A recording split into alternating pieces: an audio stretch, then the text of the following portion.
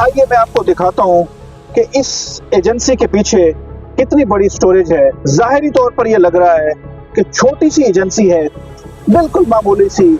इसके अंदर 2-4 हजार लीटर से ज्यादा की कैपेसिटी नहीं होगी, but this is not the way.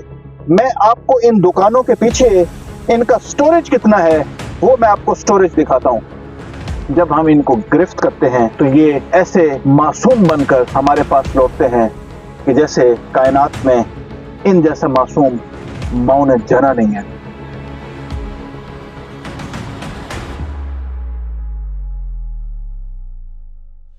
गंदे कपड़े, मैले कपड़े, कुचैले कपड़े पहन कर आएंगे और ऐसे यतीम बन जाएंगे कि जैसे कि इन्होंने जिंदगी में कभी कोई गलत काम नहीं किया।